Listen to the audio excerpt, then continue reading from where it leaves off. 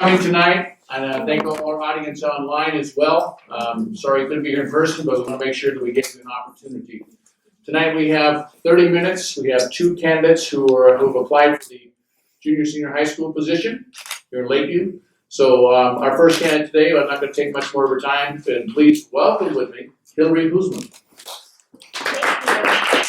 She will be taking off her mask so you can hear her. She has some questions. She'll read the questions and give you some answers. Okay, so the first question is, tell us about yourself and what you would be a successful leader in our school district. How you would be a successful leader in our school district, I'm assuming. Okay. So my name is Hilaryholtzman, and I just want to start with the beginning. I grew up in Enterprise, Joseph, Oregon, so nothing new to me being in a rural community. I spent a little bit of time in Dunsmere, California as well. Again, a very small rural community where I spent a lot of my younger years growing up. And I went back and graduated from Enterprise High School. Went to college at Oregon State University for my undergraduate degree. And then I started teaching in Chiloquin, which I taught there for 4 years as a high school, middle school language arts teacher. Took on a lot of leadership roles along the way, but then I decided that since there wasn't childcare for my children in Chiloquin, that it was time to move on. So we moved to Medford, and I taught for 2 years in Rogue River at the junior senior high school, language arts as well, alternative education and credit retrieval. Then for the last 5 years, I have been a middle school language arts teacher at White Mountain Middle School, part of the Eagle Point School District. So this is my 11th year in education, and this would be my first year as a school administrator. However, I do not think that being a new administrator is a negative thing or a downfall for me. As a candidate, I think it would be an asset, coming straight out of the classroom, kind of understanding the teacher perspective and being able to kind of relate to everybody involved, to classroom teachers, to support staff, and then also having that administrative experience. Specifically in Lakeview, my husband has family from here, and he spent a lot of time growing up here in Lakeview. And so I would be honored to be a leader in this school and in this district. Just really coming back to where my husband's family is from and being a part of this community that I've heard so many great things about. I work until the job gets done. I have a really outstanding work ethic, and I think that that would be an asset to the school and to the district as a whole.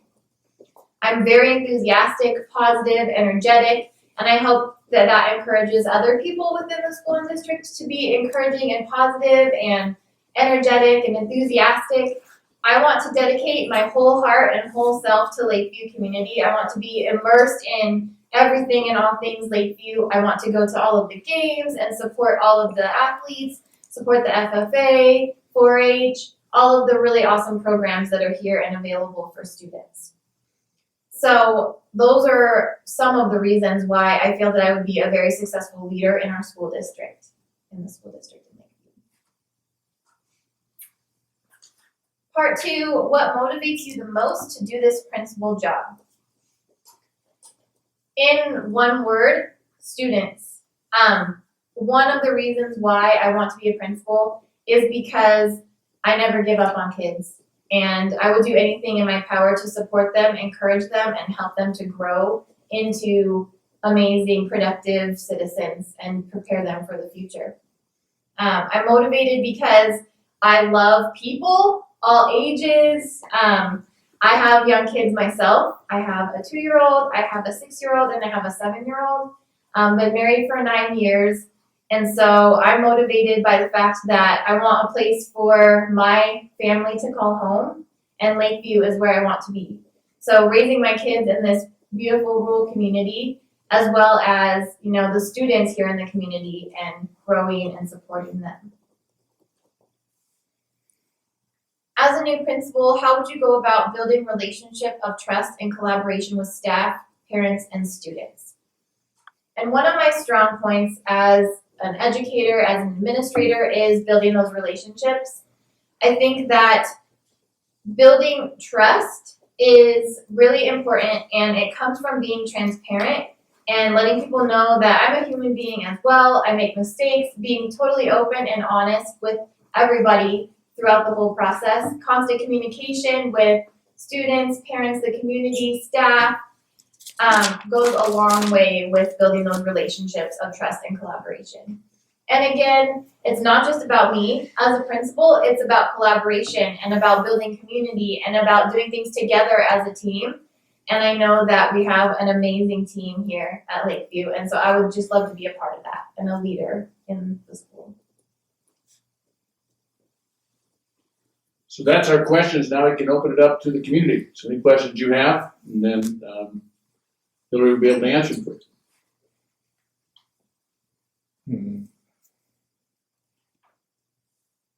Well, so I have a question. How do you see yourself in supporting our higher performing students? At Lakeview, we don't necessarily have a lot of things in place right now for those higher performing students. So the question is, for the audience, how would you support higher performing students in our school district? Thank you, that's a great question. So I would try to seek out any opportunity for those students to be leaders and to take on some leadership roles within the school and within the district and the community, and provide any enrichment opportunities for them so that they can continue to grow as well and not just be kind of going with the flow with the general curriculum for their grade level. So I would just love to have some kind of mentoring opportunities, leader opportunities for those students who are performing above grade level so that they can continue, as I said, to grow. And thank you for that question.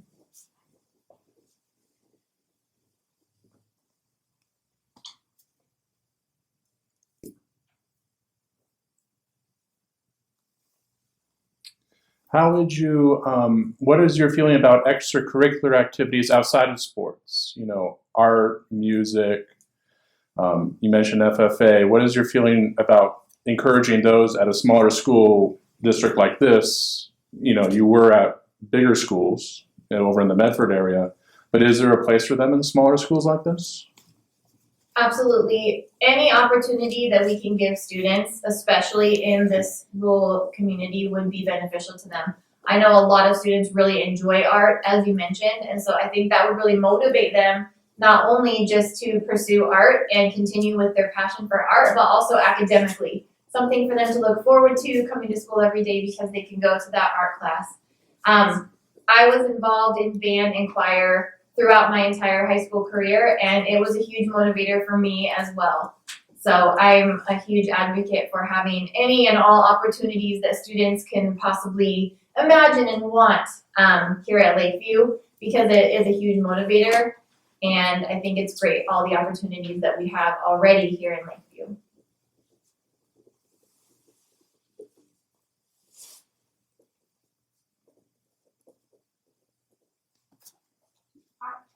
One of the problems is that spouses are not always happy when they come to this community. So is your husband really on board with coming back to Lakeview? So the question is, sometimes when someone moves here, if their spouses are not happy with Lakeview, they don't stay long. So the question is, what about her spouse? That's a great question. I think he's probably more excited than I am about coming back. He is here with me, and he wanted to come and show the kids around. They went up to the mountains. We've been looking at property. We really want to make Lakeview our home and stay for the long run. We want an amazing place to raise our children, as I mentioned, in Lakeview. I have had other principal job offers, and I did not accept them because Lakeview is where I truly want to be. Not only my husband, who is super supportive, he was ready to quit his job like yesterday to move here and just be a stay-at-home dad for our children until he can find work here as well. But my mom is also going to move here with us and support in that way as well. Wow. So, and my dad, whole family affair. So COVID, and I've talked to Mr. Carter and other administrators about this, COVID has had a major impact on our students and learning over the past year. What role do you see the principal as playing over the next year or two to get our students back on track, to address the emotional well-being of students and any emotional and mental health issues that they might have? That's a great question, thank you. So I think that the most important part of what you just asked is the social emotional needs that students have as a result of COVID. So I think a principal's role in that situation would be to address those social emotional needs first, to make sure that students are happy, healthy, thriving so that they can perform their best academically. And then from there, just kind of find out where those gaps are as a result of COVID and try to set goals and work towards how do we bridge those gaps and try to make up for what was missing during COVID and how we're behind. So social emotional needs come first, and then academics, and looking at data and looking at where those holes are and trying to fill them and be proactive and trying to get students as close to back on track as possible. Thank you for that question, that was great. I don't want to hog all the questions. No, so this is a community meeting, so questions are open. Go. If no one else has one right now. So you were in the classroom for a while. Yes. And you kind of addressed this in one of your opening statements. But what is really motivating you to take the jump from being a classroom teacher to now being an administrator where you're not only overseeing the students, but you're overseeing the staff, the faculty, interacting with the administrative office and stuff like that? What motivated you to take that leap? So I honestly have the most amazing principal at my school in White Mountain Middle School, and she inspired me to become an administrator. First and foremost, I actually never thought I was going to be an administrator, but working for her inspired me and how amazing she is, and working with students and staff and taking care of everything within the school building. That was kind of my first indication that yes, I want to pursue my degree in to be a principal and to take the leap into administration. But more than that, I want to have the opportunity to be a leader and to be involved and making a difference kind of on a larger scale. I want to work with the teachers in the classroom who are the ones who are, like I mentioned earlier, just in the trenches and doing that challenging work in the classroom with students every single day, and be a leader for the teachers.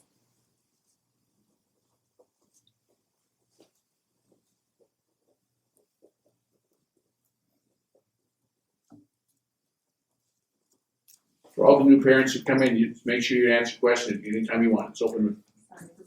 Oh, no. that's fine.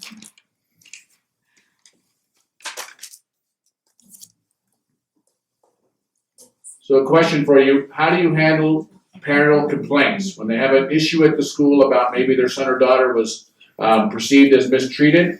How would you go about addressing that type of complaint? So first of all, it's really important to me that everyone feels heard and valued and that their opinion is welcome in my office or coming to me with any issues that they might have. And I'm very collaborative in things like that. When issues arise, I want to hear all perspectives, all sides of what's going on, and then we can really collaborate and work together on what's our goal for resolving this situation and what action steps can we take to get this problem resolved. So I think first and foremost, it's just you are heard, you are valued and respected, and come to me with anything that you see as an issue so that we can resolve it.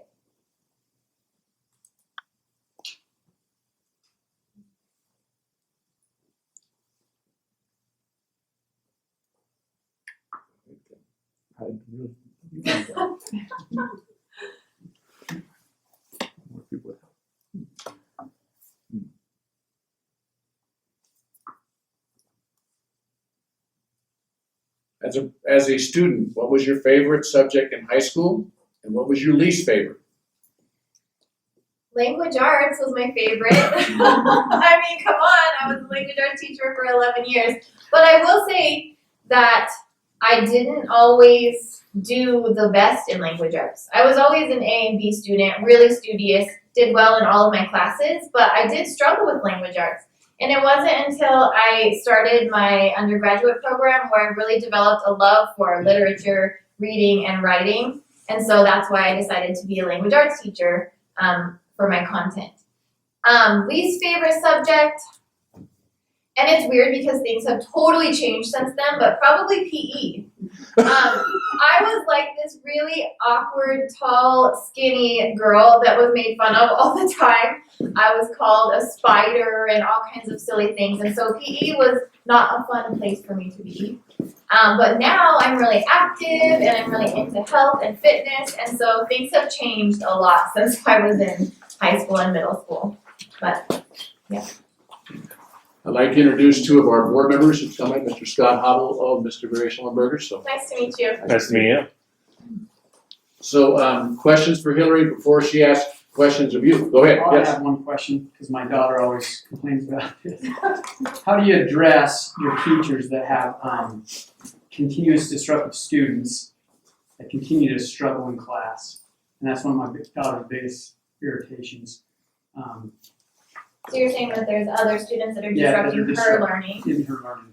Okay, so I definitely value making sure that all students have access to an equal opportunity to a quality education. And so in this situation, it's really important to get to the bottom of what's going on with that student who's causing a disruption, talk to them about the disruption, try to set a goal and an action plan to try to fix what's going on with that student. And continue from there, because that cannot continue to happen for, other students to be affected by one or two disruptive students in that class. So, I definitely think that it's something that needs to be addressed promptly so that all students have an equal opportunity to an education. You've been exploring our class, our little community here, and what was one thing that you discovered that you did not know? Because your husband's been here, and I know you've been enjoying our community, so what's something that you found out? The question was, while you're visiting our community, what was the one thing you discovered that you did not know? About the school or the community as a whole? Either or. Okay, so I thought, oh man, there's not that many restaurants there. What am I gonna get to eat? But I'm serious. I've eaten several places over my time here, and everything that I've had to eat was delicious. So I'm pleasantly surprised at the food option. It's important.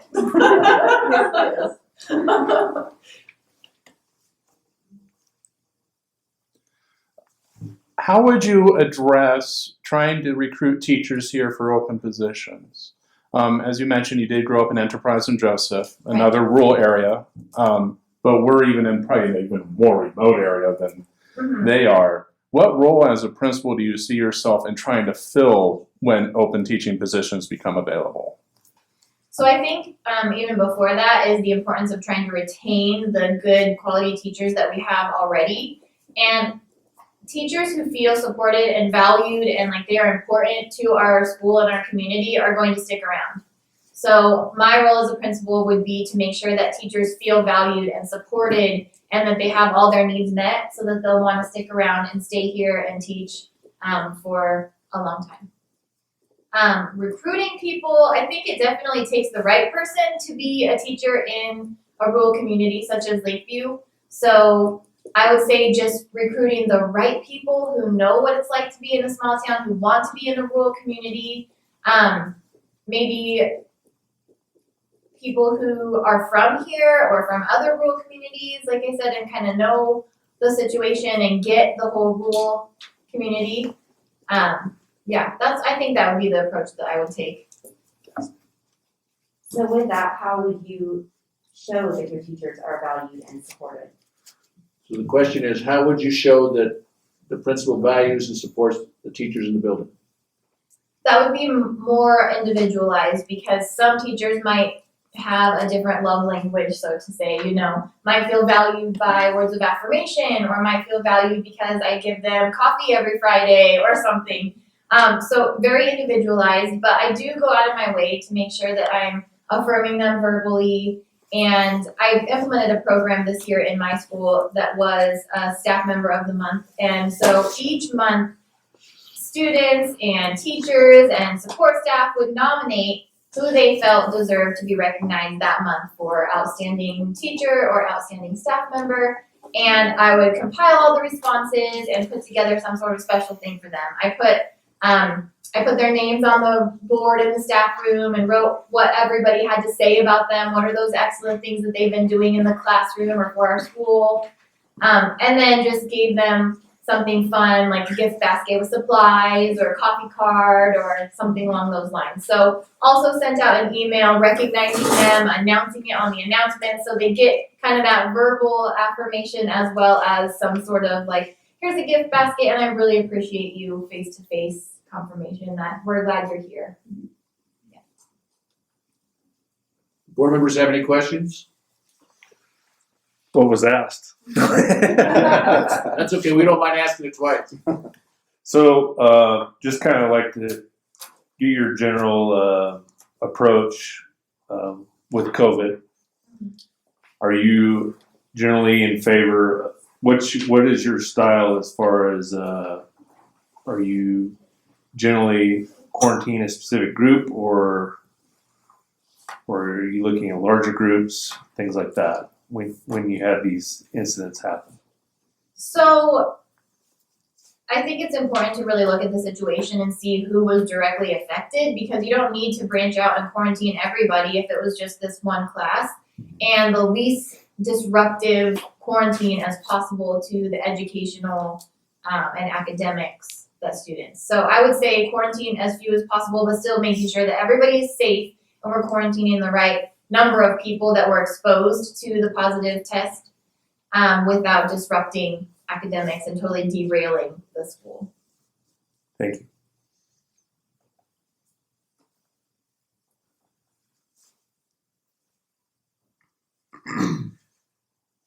We've got about 5 minutes. Any other questions? So I'm going to ask a question. As a principal of a building, when is the time for you to give up on a child who is no longer functioning and disrupting the entire educational environment? Never. One of the reasons why I want to be a principal is because I never give up on kids. That's my philosophy. There's always something that I can do or resources that we can put together as a community to support those kids that need us. I never give up on my students whatsoever. And I think that as a principal, I have the opportunity to be more influential in those struggling students' lives and put together those resources than I would just as a classroom teacher.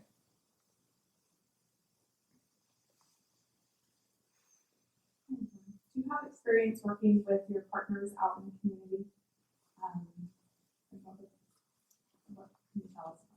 So the question is, what experience do you have working with partners in the community? And tell us a little bit about that. So I do have experience with working with partners throughout the community. It's limited, but I do, I've had a lot of participation in like board meetings and things where the community was invited to attend.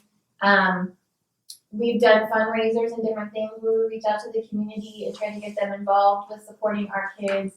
And it's been just a great experience, and I would love to do more of that in the Lakeview community.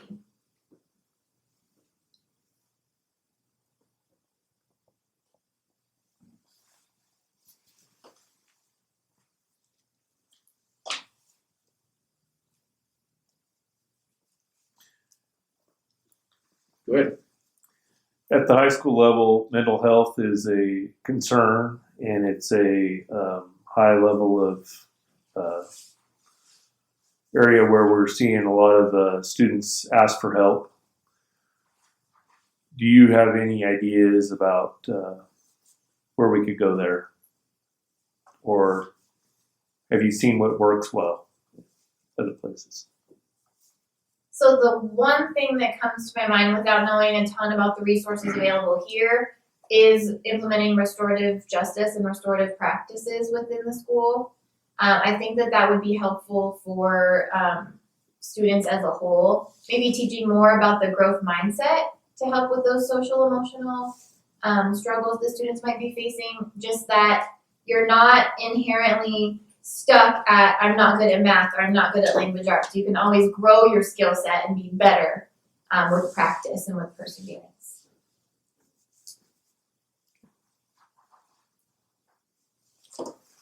We have about 2 minutes now, and then we're going to go ahead and switch. So then I'll give you time to reflect, and then Mr. Rose is going to let the two candidates switch sides. Any other questions for Hillary? maybe just what do you envision doing with your family around here during your leisure time? We definitely want to go to the Heart Mountain Hot Springs. That's something that my husband wanted to take the kids to go do while I was here, but they were so sick of being in the car that driving another couple of hours, it wasn't gonna happen. So I remember going there when I was a kid, and it was snowing on our head, but we were in the hot springs, and it was really a lot of fun.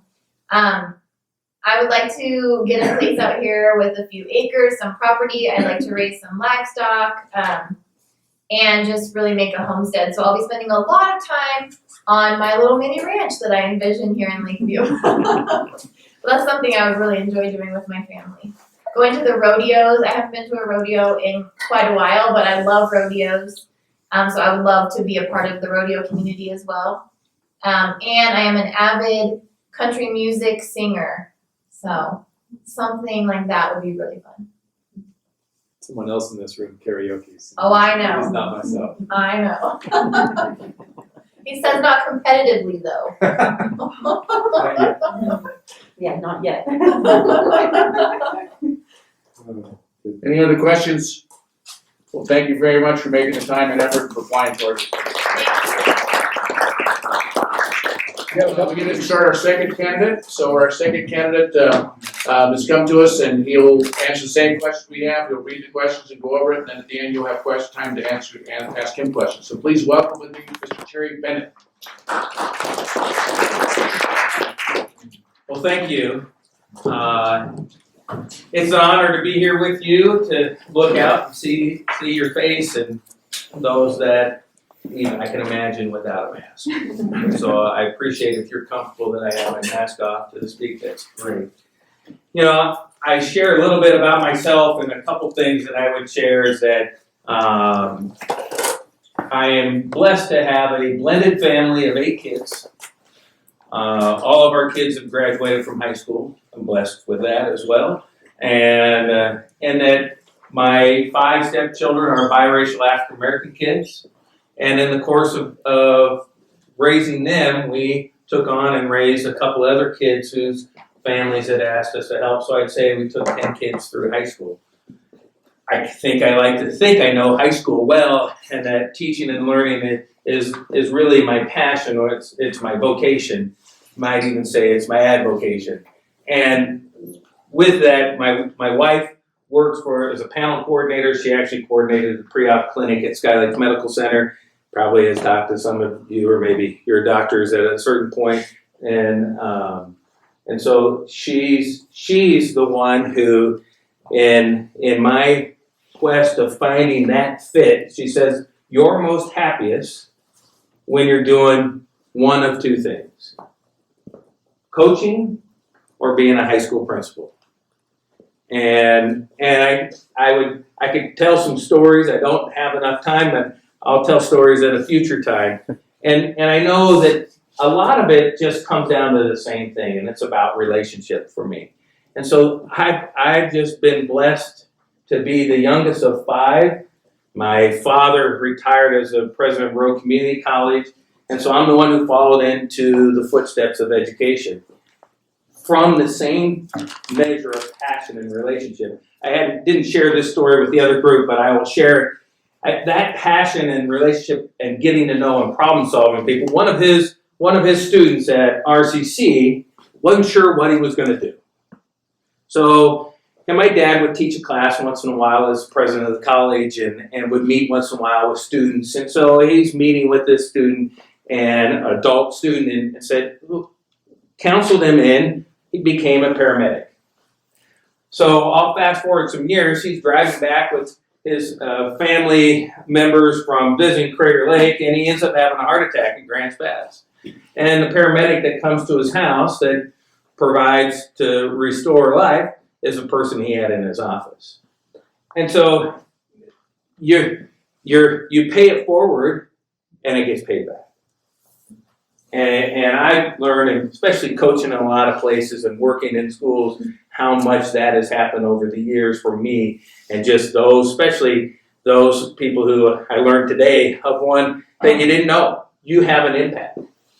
And so that becomes motivating for me. My career, I primarily grew up in LeGrand, and my career took me really the small schools. I would say I came here and interviewed in 1988 for my first teaching job and ended up taking a job in Huntington. So I didn't really know, and Huntington kind of felt like, well, that was more home because it was further east, because LaGrande's further east. And from there, I followed the high school principal to Embler, and at Embler, I got the opportunity. He said, there's one catch with this, is that we need a school bus driver. So I'm young, so I said, sure. I got my CDL, got my bus driver's license. I drove a route along the base of Mount Emily, if you're familiar with that. I did only put the bus in to drink once, but it was really snowy. The grader hadn't plowed the road. It really wasn't my fault because I couldn't see the culvert of a ditch that we had for the runoff there. No one was hurt. They couldn't pull it out. Anyways, but I drove the bus. I actually had told this. Our band went to Victoria, British Columbia, and I drove the school bus to Victoria, British Columbia. I remember kids in the back because we're downtown Victoria. It's pretty tight traffic, and somebody had cut off, and the kids were saying, "You need to honk your horn." So those are fun things of kids and that work that you have. And so at Embler, the ESD superintendent at the time, who was a friend through my father, said, "There's a great opportunity that you're never going to get. You're not likely to go someplace where they've never had a high school. You might open up a new building, but not someplace where they didn't have a high school." And so I went and interviewed and took a job. I want to say it was April 4th that I was offered the job to be the first group in 1991 to open up North Lake. So I lived in Fort Rock at the trailer at the old school there. They had already done a lot of work on building the football field, but I started the football program and the basketball program. I put my school bus license, I drove the activity bus afterwards, and just the things you do in small schools, which is just fun. And maybe it seems weird that it's fun for me. It's fun, I'm happy to get my bus driver's license and drive a bus, because if it's needed, then that's just what you do in small schools. And that's what everybody does. And in big systems, everybody doesn't do that. And that's disappointing, because then I think they've lost sight of what their focus would be. I'll speed through the next. I went to Coke Hill, taught in a middle school and a high school, and then had the opportunity to go be the head basketball coach at Corvallis High School. I'll tell you, the first year I had 10 assistant coaches. I built out a program. I had 5 teams at Corvallis High School. Turned that program around. Kids that I had worked with, the youth program, one kid went and played for Bobby Knight at Texas Tech. And so all those things you put in place with that. And I had probably my greatest teaching experience, which was at a residential treatment facility for kids who experience mental health issues. As rewarding as anything. And I know I'm short time, so I won't be able to tell all the stories, but the best one would be is the one student that I had, because I was the coach, even though I taught other subjects besides PE and health, but you're the coach, and so we would go out to the track. This student, what she was experiencing, wasn't able to walk on grass. So we can talk about trauma at some point. Wasn't able to walk on grass. And so with patience and care, we did it. And when she transitioned from that, she wrote this great letter to me about that.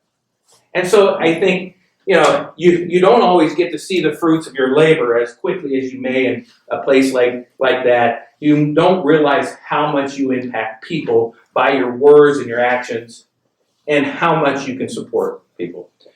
I moved in, I thought that the idea, people had encouraged me to be an administrator. I see big pictures, let's work on this, let's fix on that, this energy level that I have. And so I decided, okay, I went and became an assistant principal at Lebanon, and then missed coaching, so I took a job at Roosevelt. So after 2 years, I went to Roosevelt High School in North Portland. I had a job there in Spokane. And so I had some family in the Portland area, so I said, okay, I'm gonna do the job at Roosevelt. I also then I took the coaching job before they gave me an administrative job, but it was a dean of students. And at that time, in 2002, Roosevelt was one of the 3 most dangerous high schools in the state of Oregon. I managed 6 active gangs in the school. A lot of that sounds bad, but it really was about systems. But more importantly, it was about relationships. And probably most importantly, when I brought one of my assistants from Corvallis with me, and I said, we're going to I'll pay for us to live in a duplex 2 blocks from the high school, and we're going to be a part of this community. And when we say something, we follow through, because enough of the community has had people say things to them and not follow through. And fortunately, we had some real success with that, success with those athletes. And unfortunately, we had some tragedy. I tell you, I had a kid who could be, to use the NBA, a 3-guard in the NBA. And after 7 games his senior year, he signed a full ride to play for Oregon State. And he only had 1 year of high school basketball his freshman year before he started with me his senior year and dropped out of school. So those experiences shape a lot of that. After a couple years, the opportunity through coaching led me to the Klamath Basin. I wasn't thinking of the Klamath Basin. I was thinking of staying at Roosevelt, but I was asked to apply for the curriculum position at Mazama. And when a new principal took over, and his brother, I was coaching summer AAU, and so we did that and came down, and that was a tough conversation because I was thinking of some other things, but it was an opportunity to be close to my father in Grants Pass. Spent my time from 2004 to 2014 as an assistant principal.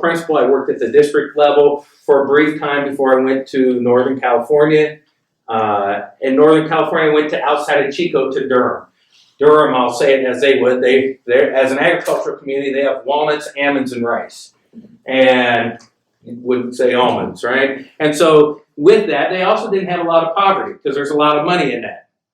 And so, but as an agricultural community, their FFA program was kind of on hard times, and they had a growing population, so they had about 10%, to use the term, a free and reduced lunch. In about 5 years, it had moved to about 38%, which is a pretty significant change, especially for teachers who are used. 10% meant that the families could afford to hire tutors to make sure students got what they wanted. That was a common practice, as opposed to confronting the systems in the school to improve what we're doing in teaching and learning.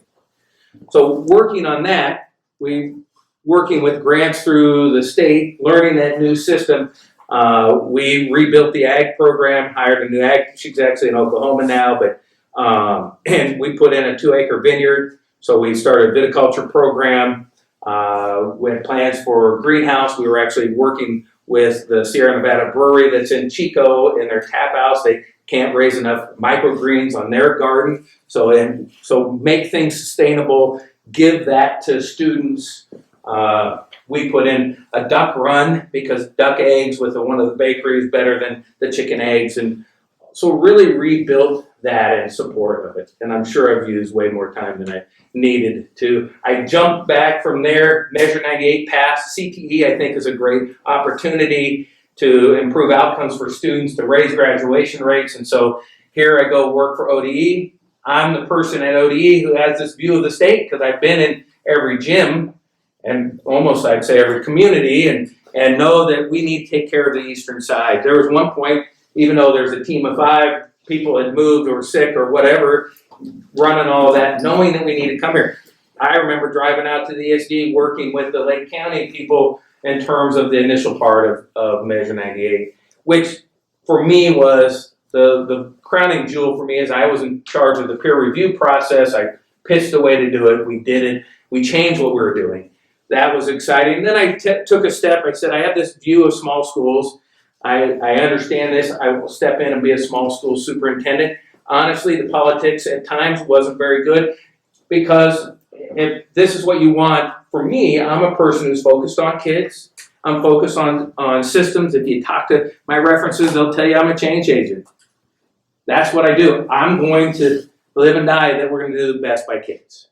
And if that's not the fit, if the adult relationships and the backroom conversations are more important, then that's not a fit for me, because that's not focused on kids. And so with that, I actually resigned that position in October and came home. My wife was having some medical things, and I've been supporting her, and our kids moved in. They finally bought a house, and they're moved out. I kind of missed the chaos of having 3 kids, second kindergarten and a 3-year-old. That's hard to believe I'd say that, but at the time I was thinking this was chaos. But it's been really good, and started a consulting, student first consulting with that, and also then did some own training because I'm a lifelong learner. So I became a trainer for the teacher for Center for Teacher Effectiveness. you're gonna ask some questions. Yes. What motivates you to be the most to do this principal job? I think a lot of what I've talked about. So Corvallis High School is not a big high school by any means. There's about 1,400 students. We had 26 different languages spoken in the school, the influence of Oregon State. Lebanon is probably the biggest school I worked in. We probably had about 1,600 students. And you can build some relationships. I mean, even in that, it's hard to build relationships with students. We had 100 teachers across that, so you're really compartmentalized. For me, where I see the greatest return is when you can be very personal and you can have the time to be in a small school, where you can build that relationship with those students and those families and with the staff. And I did this across the hall, so I'll do it. So my cell phone number, if you want it, is 541-331-3447. Feel free to call me, text me, might give a context to it. And I've given that out freely in 2 states to thousands of people. And I had a student who, we had a teen parenting program at Mazama where the student lived in Malin. They were coming to our program because it's a district program. The father was working in Doris. I couldn't get him out of doing that because his sense of obligation.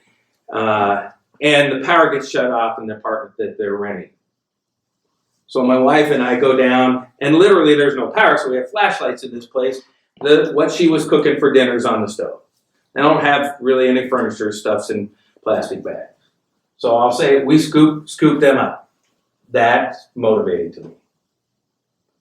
And then I'm on the phone with the superintendent trying to figure out who can I call at Pacific Power, how can we get this power back? And it was a previous tenant who didn't pay their bill. And that was the issue of it. But that motivates me.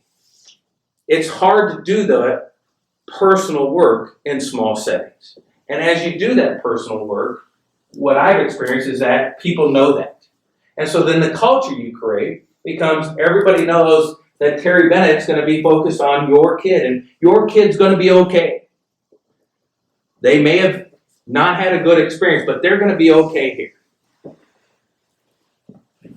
So as the new principal, how would you build relationships and trust collaboration with staff, parents, and students?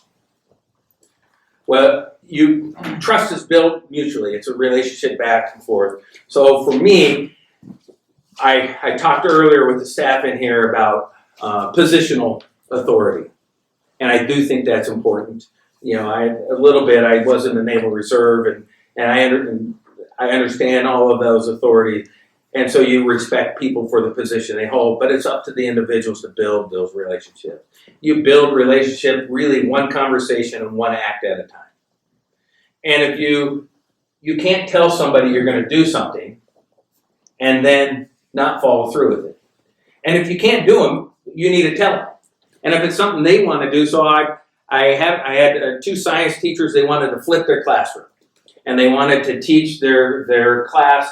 And basically, the lecture would be the homework, and they do the homework in the classroom for a short version of it. So, great, we talked about it, and I said, I'm all in. What do you need? And I said, we got to commit to X amount of time. So, you don't have to go 10 years on this. Let's commit to a year to do this. Let's see if this works. Let's see if it works better.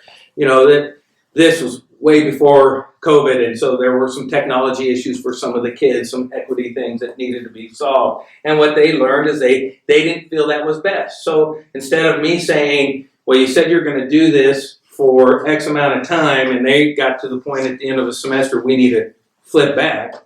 I said, okay, they brought that back. It wasn't a difficult switch for us, but I gave them that relationship, that trust, and that support. My goal would be is to empower people to do that. And why they wanted to do it wasn't because they thought it would be easier on them. They wanted to do it because they thought it would be better for students. And so I think that's when you build those relationships. It's in some regards, you have to build relationships with the community by showing up. So my 3 words for me is that you will know from me that I'll work hard, I'll be present, and you'll know I care. And so work hard sometimes looks like just time, right? And so it may seem silly, but I like the activities of a high school.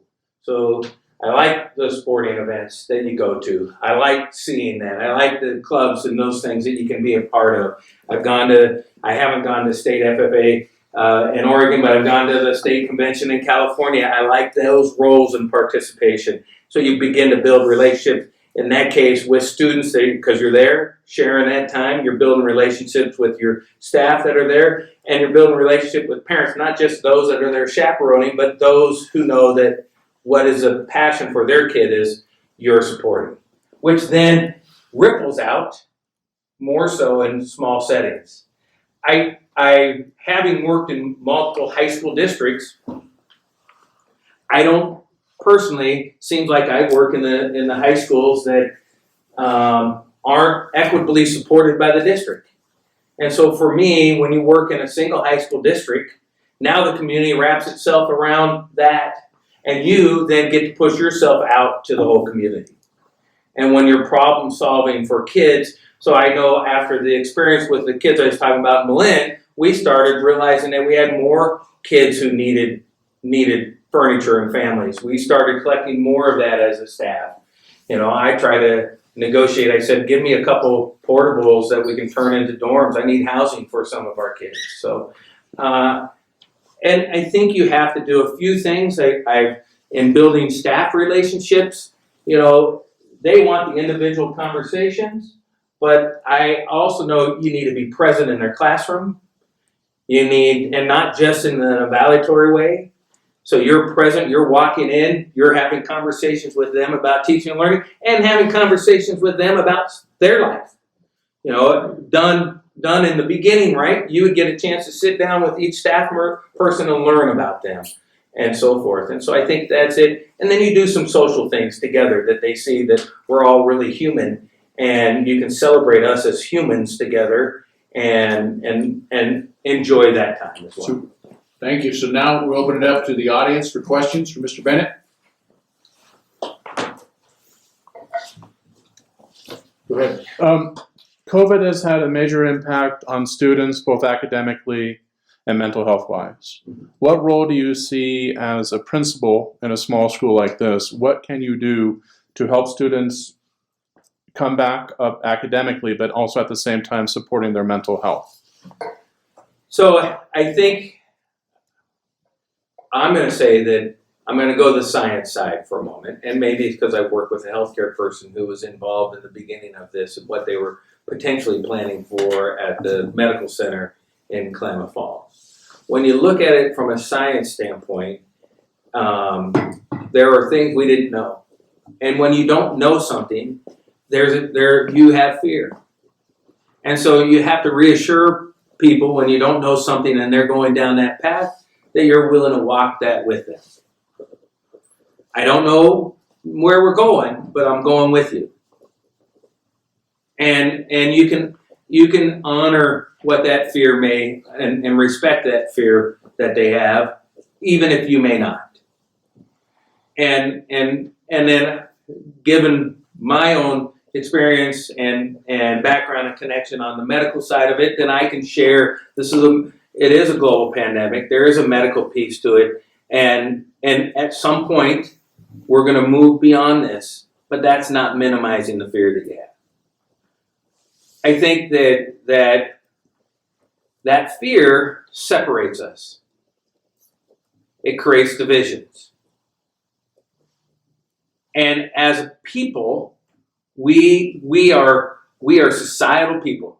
By and large, we group together.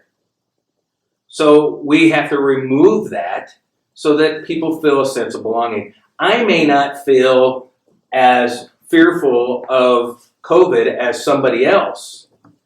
But I shouldn't diminish their feeling or dismiss it.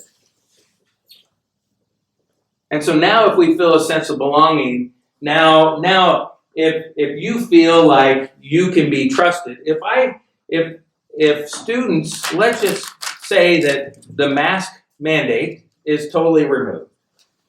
Let's just say that from a science standpoint, cases are way down. It's like getting your measles shots or your flu shot or whatever it might be. Let's just use that word. But if I still have students and families who feel that they need to wear a face covering to come to school because that's what we need to honor and respect that, and we need to teach that with everyone to have that sense of belonging, that's okay. And I think that may not be the case in Lakeview, but I certainly could see that case elsewhere. And so I think that requires a leader to be able to be upfront to make sure that people feel a sense of belonging, a sense of inclusion. And you have to take action to ensure inclusion, and you have to communicate that. Thank you. Another question?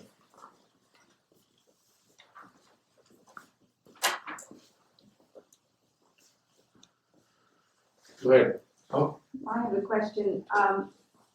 Frequently, our teachers and employees come here and the spouse is not happy with the remoteness in the community, and so how does your wife feel about this?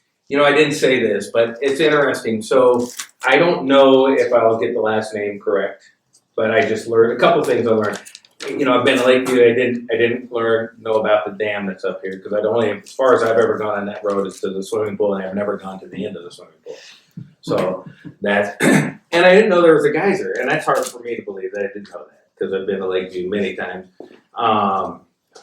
for a variety of things. I would say, besides 1988.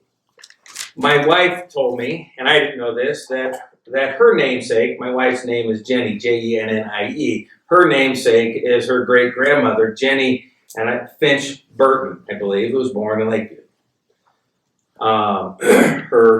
And is buried in Medford. I didn't know that, and she's told me, well, I'm not quite sure, and some of that family history has been lost in a variety of things. But for us, she's been supported. She knows. I'll say it this way. She's looked for apartments, and I've looked at property. I shared earlier about the John Wayne movie, The Cowboys, and one of the things I've always had in the back of my head is to have a buffalo ranch and then have a bunkhouse on it and bring in boys like that movie, The Cowboys with John Wayne, and run that ranch. I don't know if that's happening anytime soon, but so my wife is supportive and she knows my passion.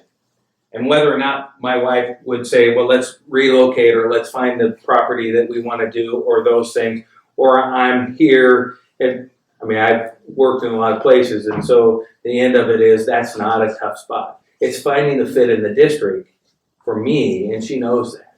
And that's what's important. It's not, she deals with the same thing, and I'll say it this way. In Klamath Falls, you deal with doctors in her profession, especially when she was working pre-op and anesthesia doctors, and their wives think that Klamath Falls is you can't get anything in Klamath Falls. And so they leave, right? That's not us. We've been at this a lot. Okay, we have time for one more question. Go ahead. As being a rural school district area, what role do you see as a principal in recruiting teachers to fill open positions and making sure that they're qualified? Well, I think the first part is that you work as a district. So before the economic downturn of 2008, we had some hiring to do in the Klamath Basin, and you go out to a variety of job fairs at the time. I didn't go to Montana, but we went to Montana because there's a similarity with that. You can go to some places in Idaho, other states that fit in the community that you're in, from the Klamath Basin to Lakeview. I went to Eastern Oregon, I went to Salem, I went to Portland. And because of my experiences of being across the state, when I'm talking to a prospective candidate, I'm able to speak about what the community is, what this would look like. And people who are looking for their first job, they may not have that experience. The other part of it is that in my work across the years I've developed a network of people that I know. And so if we were in a crunch to hire someone as we're getting close, I'm reaching out to my network of people to say, have you interviewed anyone? Do you know of someone? So that we can find those qualified candidates. And then when you hire your people, you need to support them. We've reached the end of our time. Mr. Bennett's been here since 7:30, first meeting, so we've kept him busy. So let's thank him for coming all the way. Thank you. So you can stick around and